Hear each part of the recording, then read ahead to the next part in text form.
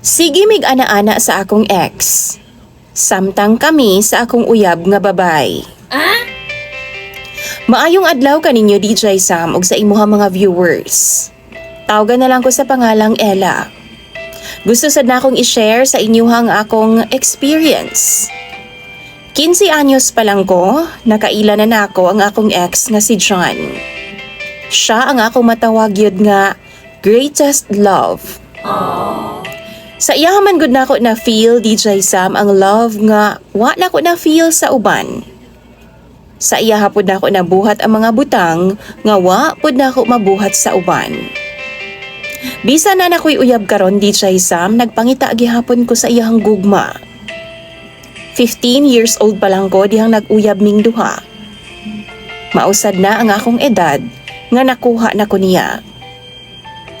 Mag-16 na ko ato nga time, kana siya nga butang, murag gift bitaw niya sa ako Ambot oy DJ Sam, wa pagyud ko'y buot ato nga time.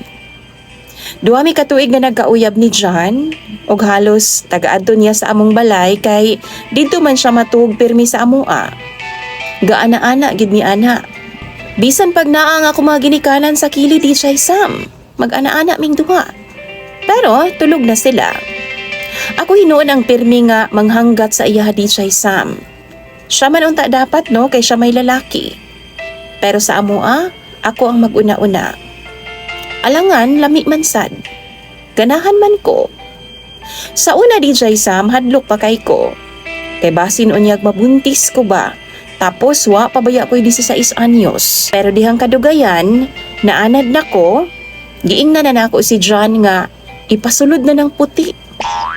Pero gitubag ko niya DJ Sam nga ayaw sa, kay di pa ta ready duha. Mga bata pa sadta. 15 anyos pa ko ato nga time, tapos si John 21 anyos na siya. 5 katuig ang among gap. Sumaw to, gipasulod yun niya DJ Sam. Perting kulbaan ako. Labi pa dihang milabay ang pipila ka semana, tapos murag na feel na ako nga buntis man ko. Magpangita man kog mangga DJ Sam nga hilaw. Ambot grabe gid akong kabalakan ni adto nga time. Hangtod nga nagpalit na lang og pregnancy test kit si John. May na lang gani kay pag-check na mo negative. Maong thank you gid kaayo ni adto nga time. Grabing lipaya gid kaayo namo DJ Sam. Hangtod nga nag-college na lang ko. First year college ko DJ Sam. Dito na, nagsugod na nga wa na mi klaro duha ni John. Wa na siya'y cellphone, tapos ako napulaan o gikapoy na pud ko. Na ako'y classmate nga tomboy DJ Sam. Crush na ko siya. Pero high standard kaayo. Maong wa na lang kumipadayon. Na ako'y kaila nga amiga na ko, classmate DJ Sam. Giingnan na ako siya nga ritohi ko og babae be. Ambo DJ Sam, gusto na pud kog babae ni adto nga time. Labo na pud mi kaayo ni John ato nga time ha. Maunang nangita kog kalingawan ra gud. Sumaw to nangayo kog bye sa ako ang classmate. Giretohan ko niya. Kachat-chat ming duha sa iyang gihatag DJ Sam. Tawagon na lang nato sa pangalang Ash.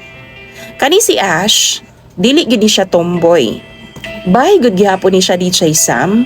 Lakin-on lang gid siya og panlihok og pamorma. Gachat-chat ming duha. Tapos pagkagabi dayon ana, nag-meet up dayon mi. Pero pagkakita na ako sa iya DJ Sam, kaatrason ko. Kay perti man dayon niyang gamaya. 5'2" ang akong height DJ Sam, samtang siya naa sa murag 4'11" lang. Pero gwapo siya. Murag siya lalaki og pamorma DJ Sam. Cute kay siya. Mauto nanlakaw mi, nanlaag mi sa park, kay doon na may park sa amuang lugar. Dali ra pud sa ako ang makalaag-laag DJ Sam, kay ga boarding house lang man ko. Maong makalaag jud ko anytime og bisag asa kung gustuhon nako. Iya akong gihatod sa boarding house humana mong laag DJ Sam. Kauban pud ang akong amiga. Pero naglahi silag sakay og motor. Ako ni angkas ko kay Ash. Ana pa si Ash na ako DJ Sam. Bas hindi na ko ni mo replyan ha. Nya na pud ko DJ Sam nga sa kung huna-huna ba. Na turn off ko sa iyang height. Pero bawi-bawi raman pud sa iyang hitsura. Sa iyang naong kay gwapo man siya. Angayan po siya magtinomboy DJ Sam. Fast forward, nanguyab siya na ako.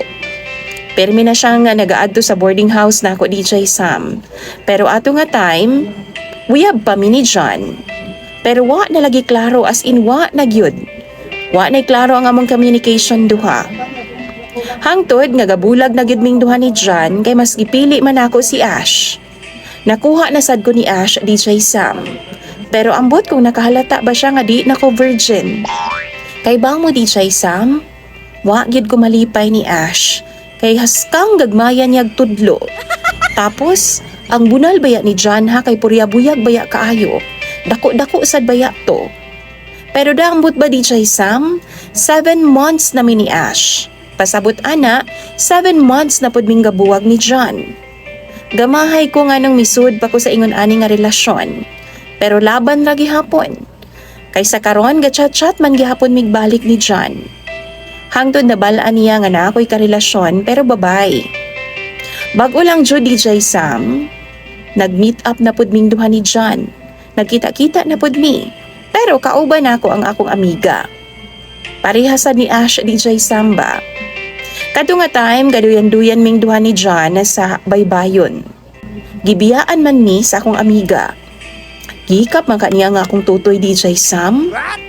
Wa rapod ko, kay di naman ko mauwaw sa iyaha. Mao to ako ra pong gipahikap. Dito nagsugod nga duna na po'y nahitabo sa among duha. Nagkatawa pagani ko DJ Sam kay lisod kayong isud iyaha. Kay gamaong man kog shorts. Kay ba mo DJ Sam bisan happy ko kauban si John, pero nakonsensya pud ko sa akong ginabuhat karon.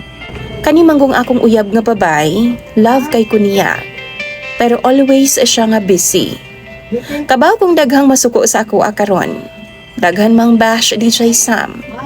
Pero mangayo gihapon kog advice sa inyo ha. Unsa bay angay na kong buhaton? Kinsa ba ang angay na kong pilion? Kani ba ang akong uyab karon nga babay o ang akong ex? Padayon pa ming magkita-kita sa akong ex nga si John. Palihog lang bi kay basahon ko na tanan sa comment section. Imong sender DJ Sam og follower, Ella.